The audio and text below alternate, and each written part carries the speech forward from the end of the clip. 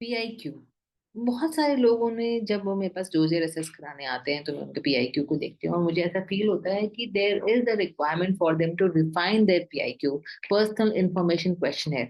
मैं इस पूरे वीडियो को हिंदी और इंग्लिश में रिकॉर्ड करना चाहूंगी क्योंकि मैं चाहती हूँ कि ये हर घर घर तक बात पहुंचे एंड हर बच्चे को समझ में आए कि PIQ यानी पर्सनल इंफॉर्मेशन क्वेश्चनर कितना ज्यादा इंपॉर्टेंट है। ये सिर्फ एक फॉर्म नहीं है, ये कोई स्टैटिक फॉर्म नहीं है, एक डायनेमिक आपका साइकोलॉजिकल मैप है। इसको पढ़ने के बाद आपका साइकोलॉजिस्ट एंड आपके जो आयु सर हैं पूरा आपके बारे में जानने की कोशिश करते हैं। जस्ट इमेजिन अगर आप कहीं पर जा रहे हो और अगर आपके बारे में एक पर्चा पहले लिखा पढ़े जाना वाला है और आप एक गंदे से पेपर में लिख के दे दो, चार गलतियां करके दे दो, काटा पीटी करके दे दो, तो सामने वाले पर क्या इंप्रेशन पड़ेगा कि भाई बंदा तो या बंदी तो सीरियस ही नहीं है अपने बारे में। So we are going to word by word, आप लोग मुझे सब प्रॉमिस करोगे कि मैम हम लोग वर्ड बाय वर्ड इस चीज को समझेंगे, जानेंगे और इसको इम्प्लीमेंट भी करेंगे।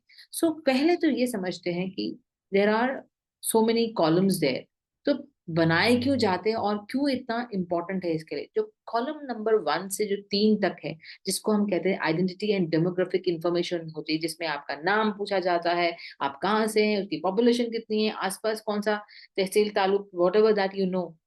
क्यों इंपॉर्टेंट है ये फील्ड? आपके नाम, place of residence, president, maximum stay जहां पर आपने स्टे करा हुआ है, या पॉपुलेशन, ये रिसर्च जो आपकी डेप्थ को हम लोग देखते हैं, ये एस्टैब्लिश करता है कि बंदा अपने आसपास की चीजों के लिए अवेयर है कि नहीं है, सिचुएशनल अवेयरनेस है कि नहीं है, हमें वहां की पॉपुलेशन से क्या लेना देना। बट जो बंदा मैक्सिमम गुड़गांव में रह रहा है या अपने गांव में रह रहा है, वो पिछले 15 साल से रह रहा है, उसको पता ही नहीं है कि भाई कितनी पॉपुलेशन है। ये कैटेगराइज करता है कि बंदे को पता भी है कि आसपास क्या हो रहा है। मोर ओवर, आयो सर ये कैटेगराइज कर लेते हैं कि भाई इस बच्चे को क्या क्या अपॉर्चुनिटीज उस जगह से मिली थी। चाहे वो सिटी में हो तो उसको क्या अपॉर्चुनिटीज मिली थी, गांव में था तो उसके पास लिमिटेड रिसोर्सेज थे, किस गांव में था, ऐसा नहीं कि बहुत ही अच्छे गांव में रह रहा और लिमिटेड रिसोर्सेज नहीं थे एंड देन ऑल्सो बच्चा नहीं आगे बढ़ा। उसका जस्ट जस्ट जस्ट इमेजिन कि जो बच्चा गांव में रह रहा है जिसकी पॉपुलेशन सिर्फ 10,000 है और उसने नेशनल लेवल के एग्जाम को क्रैक किया है, तो वो एक हाई मोटिवेशन कैटेगरी में बच्चा आ जाता है। वेयर एज जो सिटी का बच्चा है, अगर उसने हायर सोशल सोफिस्टिकेशन दिखा दी है और अ, उसका सलीका है जो बात करने का अच्छा है, तो वी एक्सपेक्ट दिस कि भाई बच्चे में थोड़ी ना थोड़ी तो सोशल नॉलेज होगी ही होगी इन कंपैरिजन, राइट।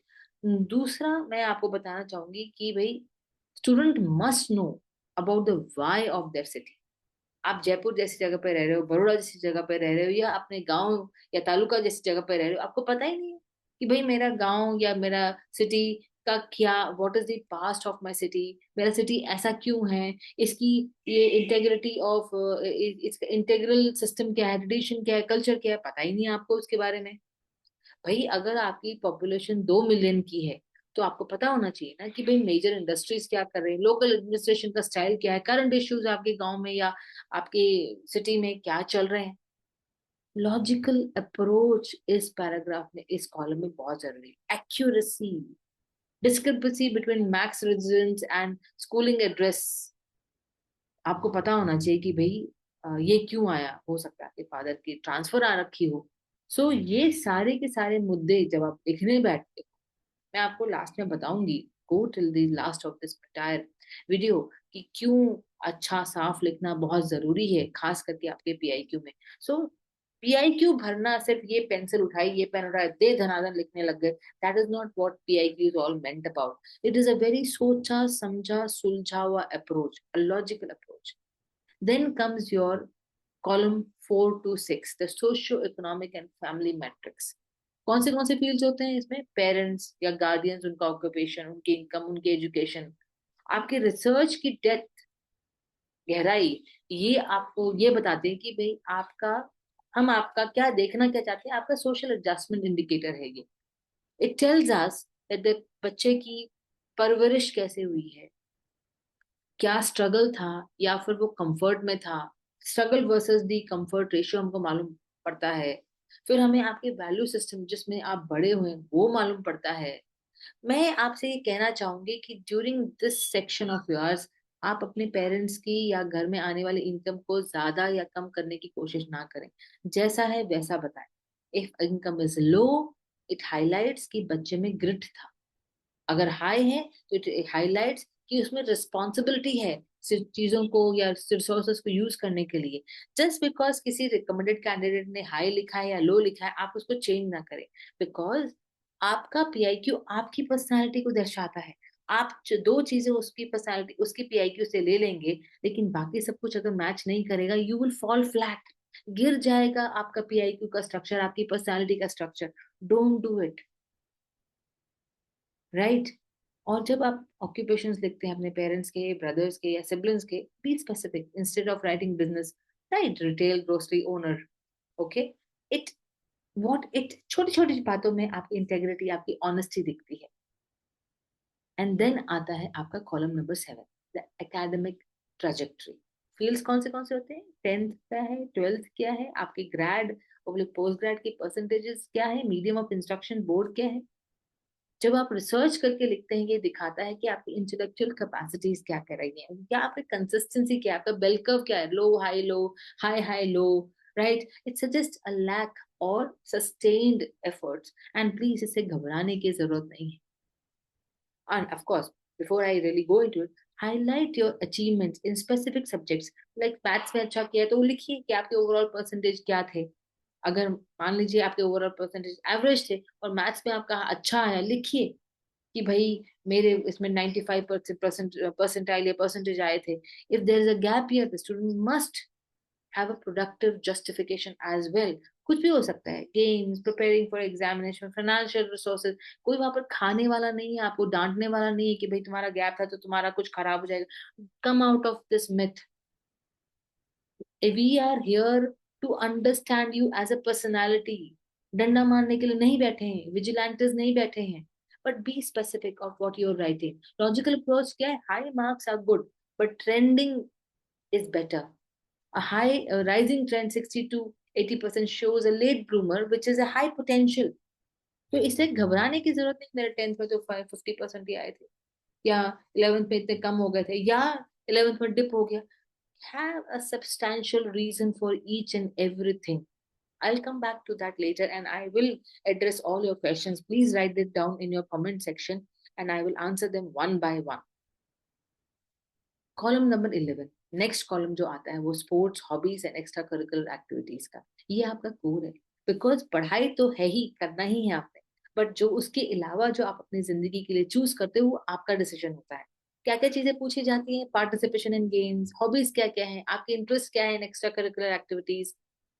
एंड आपकी जो इसमें आप रिसर्च करते हैं अपने बारे में, व्हाई हाउ एंड व्हाट को जवाब देते हो, वो आपकी ऑफिसर लाइक क्वालिटी, आपकी क्वालिटीज को सामने लेकर आता है। स्पोर्ट्स आपका stamina, team spirit and courage को दिखाता है। नहीं आप स्पोर्ट्स खेल रहे हो, कोई बात नहीं। मैंने अपने बचपन में वो चोर पुलिस का गेम खेला था, गिल्ली डंडा के गेम खेले थे। So it that is when that's a game that I played, but it showed my team spirit, it showed my stamina कि भाई बंदा या बंदी बाहर निकली है, खेली है। तो स्कूल में खो खो खेला है, कोई बात नहीं, स्कूल में खेला तो है ना sports, you did show some inclination.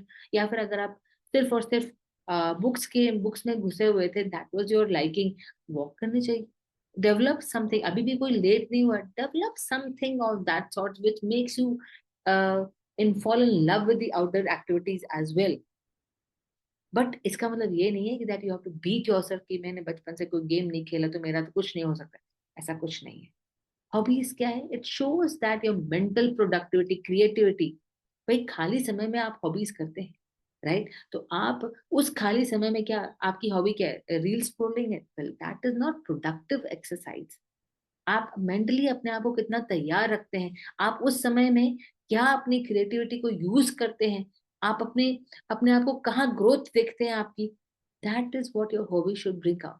Extra curricular activities, भाई उसके अलावा भी आप अपने दायरे से बाहर निकल करके ऐसा कोई खास काम कर रहे हैं, लोगों के लिए कर रहे हैं, अपने आप के लिए कर रहे हैं, जहां पर सोशल इफेक्टिवनेस दिख रही है, रिसोर्सफुलनेस दिख रही हो, राइट? सो करो। बोलो मैम आज तक तो मैंने कुछ किया नहीं। जरूरी नहीं है कि स्टेज पे खड़े होकर के काम करना ही सोशल इफेक्टिवनेस है। अपने घर के आसपास अगर आपने सफाई अभियान कर दिया, लेकिन चलो चार बच्चों को लेकर के गेम ऑर्गेनाइज कर दिया, that is also social, sorry, extra curricular activity में आ जाता है। करना क्या है? Use the activity versus interest game. Hobby must be something that you do, while an interest can be something that you follow. For example, hobby can be a playing chess, while interest can be following space research. If you play a sport, know the hardware and the software दोनों। भाई computer सामने आता है, mobile सामने आता है, सब सब उसकी ना क्या कहते हैं, पढ़ लेते हो, जान लेते हो। भाई स्पोर्ट्स भी अगर तुम जान रहे हो, किसी को कुछ तुम कर रहे हो, तो उसके बारे में पता करो। बॉल का वेट क्या है, कोर्ट का साइज क्या है, मेजरमेंट्स क्या है, क्या रूल्स हैं। सॉफ्टवेयर मीन्स रूल स्ट्रैटेजीज पता होना चाहिए। तुम कह दो कि मुझे वॉलीबॉल आता है, बहुत बढ़िया, तुमने कोर्ट का साइज भी रट लिया, लोग भी रट लिए, पर स्ट्रैटेजीज नहीं पता, आयो sir will catch you there. Next column है पोजीशन ऑफ रिस्पॉन्सिबिलिटीज। कौन से फील्ड्स होते हैं उसमें? कैप्टन, वाइस कैप्टन, स्कूल पे मतलब आपकी पोजीशंस पूछी जाती हैं, स्कूल प्रीफेक्ट हो, क्लब सेक्रेटरी हो, क्या हो। और जब आप रिसर्च करते हैं उसके बारे में, ये मुझे दिखाता है कि आपकी ऑर्गेनाइजिंग एबिलिटी, सोशल इन्फ्लुएंस आपका क्या क्या है। और करना क्या चाहिए कि अगर if the student lacks formal titles, जरूरी नहीं सबके पास हो, they should list informal leaderships, जैसे ऑर्गेनाइजर लोकल, मैंने आपको पहले बताया कि local cleanness drive, manage logistics of family wedding, कि भाई घर में शादी हुई तो कैसे आपने इन रोल को अदा किया, right. Focus on the impact जो आपने उस काम के दौरान किया अपने आसपास। टाइटल पे फोकस करने की जरूरत नहीं है, बिकॉज याद रखना, आपको आयो सर यही पूछने वाले हैं, मैं परफेक्ट था, अच्छा जी, किया क्या, देखा कि सब लोग लाइन में जा रहे हैं कि नहीं जा रहे, is that the impact that you want to bring out? Incorrect. What is the best way to write your PIQ? बहुत जरूरी है, आराम से सुनना है इसको, शांति से सुनना। ड्राफ्टिंग फेज फर्स्ट, पेपर लो, 20-25 उसकी जेरोक्स कॉपीज कर दो। कभी भी PIQ को डायरेक्टली रीड करना ही नहीं है। Use a pencil first and then a rough sheet और अ रफ शीट। मैं चाहती हूँ कि आप लोग जो है अपने PIQ को कम से कम 10 से 15 बार लिखें, एक्चुअल SSB में जाने से पहले। 10 से 15 से 20 से कितनी बार भी लिखना है आप लिखिए। ये नहीं कि अच्छा अच्छा मेरे को तो अपने बारे में पता ही है, एक बार लिखा काम चल गया, नो। द गोल क्या है? ओवर राइटिंग एंड कटिंग को अवॉइड करना, एलिमिनेट कर देना, बिकॉज ये मेंटल कंफ्यूजन को दिखाता है आपके। सेकेंड क्या है? The why test. For every word, मैं सबको बोलती हूँ, every word that you write, जो भी शब्द आप देखते हैं, अपने आप ही खुद आयो बन जाइए और पूछिए क्यों, कैसे, और क्या पाया। क्यों किया, कैसे किया, और क्या पाया। एक आपके पास आपकी सेकंड स्टोरी रेडी होनी चाहिए। याद रखिए, ये PIQ आपका पर्सनालिटी का आईना है, मिरर है। अपना PIQ खुद पढ़ो और देखो और पूछो, आयो की तरह, थर्ड पर्सन की तरह अपने अपने आप से बात करो। और अगर ऐसा लगता है कि यार इसमें तो इमोशन ही नहीं है, ये तो पता नहीं किसी थर्ड पर्सन का बनाया हुआ है, जेन्युइन इंटरेस्ट नहीं दिख रहा है इसमें, मेरी कोई हॉबी नहीं दिख रही है, एकदम ब्लैंड दिख रहा है, डालो अपने बारे में, सोचो अपने बारे में। तीसरा पॉइंट बहुत इंपॉर्टेंट है, सब कुछ आपका क्रोनोलॉजिकल होना चाहिए। इंश्योर, पक्का करिए कि डेट्स, एजेस, आपकी उम्र उससे अलाइन करती हो। कुछ भी आगे पीछे हुआ तो ऐसा देखा जाएगा कि भाई आपने डेटा को फर्ज किया है, झूठ बोला है, एंड ये ग्राउंड बन जाता है इमीडिएट आपके रिजेक्शन के लिए। Logical errors trigger integrity alert. झूठ बोलना माना जाएगा, और जैसे झूठ का कोई भी साया भी आ गया, याद रखना कि आयो सर बोलेंगे भैया इस बंदे को तो लेना ही नहीं। The hook and the question audit रखो अपने पास for every line the student. आप, मैं चाहती हूँ कि आप अपने लिए 5 पोटेंशियल क्वेश्चन रेडी रखो। If you write hobby as gardening, you must know types of soil, seasonal flowers, biological process of that grafting। ये नहीं कि सर मैं तो गार्डनिंग करता हूँ, सबसे आसान है, सोचो कि कुछ पूछेगा ही नहीं। भाई साहब, आपका PIQ पढ़ने से पहले आयो सर खुद रिसर्च करते हैं, तो जस्ट इमेजिन वो कितनी डेप्थ में जा सकते हैं एक एक बच्चे के लिए। कुछ मिस मिथ्स हैं जो कि मेरे सामने आए, मैं आपके साथ शेयर करना चाहती हूँ।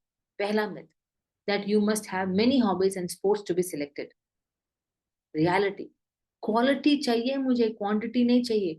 एक स्पोर्ट भी अगर आपने प्ले किया है, खेला है पैशन के साथ, डेप्थ के साथ, it is better than having 5 sports played just for fun. क्या बोला मैंने? अगर आपने, मिथ क्या है कि अगर भाई मेरे पास बहुत सारी हॉबीज होनी चाहिए और बहुत सारे स्पोर्ट्स होने चाहिए, बिल्कुल नहीं।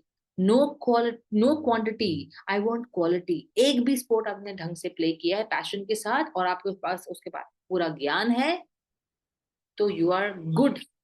Assessors are looking for depth of engagement, कितना आप जानते हो सही मायने में, authenticity. Second myth, higher marks are mandatory for selection. अगर ऐसा होता तो एसएसबी रखते ही क्यों भाई? SSB is looking for trainability. क्या मैं इस बंदे को ठोक ठाक ठीक पीट पाट के ट्रेनेबल कर सकता हूँ, ऑफिसर बना सकता हूँ?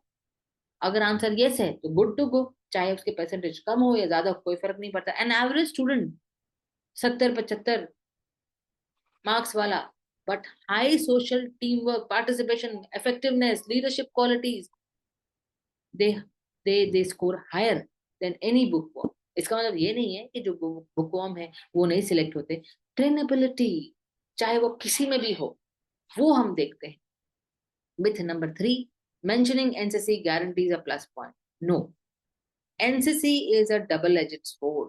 If you're a C certificate holder and अगर आपको पता ही नहीं है एसएलआर राइफल या बेसिक ड्रिल कमांड्स, पता ही नहीं है, और आपने डिग्री सिर्फ एक पर्चे की तरह ले ली है, that shows lack of sincerity. Myth number 4, listening to music is a bad hobby. भाई साहब क्यों? Reality is कि valid hobby if you're specific. Listening to Indian classical music, sitar, it's excellent. Listening to whatever comes on the radio is vague, passive mind, चलता फिरता कुछ भी। भाई कुछ भी खराब नहीं है, आपका प्रेजेंटेशन मैटर्स। कोई आपके पास मिशन होना चाहिए, किस मिशन से आप वो काम कर रहे हैं मैटर्स। टाइम पास के लिए कर रहे हो, टाइम वेस्ट के लिए कर रहे हो, डेफिनेटली वो आपके ऊपर गलत, आपकी पर्सनालिटी का गलत इंप्रेशन पड़ेगा ही पड़ेगा। Myth number 5, you should hide your previous SSB failures. क्यों भाई? This is this is a rejection level mistake भाई। क्यों? बोर्ड शेयर्स कंप्यूटराइज डेटा हमारे पास। Honesty about previous attempt shows integrity and perseverance. झूठ नहीं बोलना है, अपने आप को प्रेजेंट करना आपको आना चाहिए। और अपना क्रिटिसिज्म करने के लिए आप नहीं जा रहे, लेकिन आप अपने आप को कैसे अपना बेस्ट फुट फॉरवर्ड रखते हैं वो मैटर करता है। मैं ये नहीं बोल रही हूँ कि एकदम साफ चिट्ठे की तरह सामने रख डालो, लेकिन अपने बारे में ये भी नहीं होना चाहिए कि झूठ बोल करके अपने आप को पास करवा दे। अगर आपको ऐसे कोई और भी डाउट होते हैं, do right it down, I will try and help you out. जय हिंद।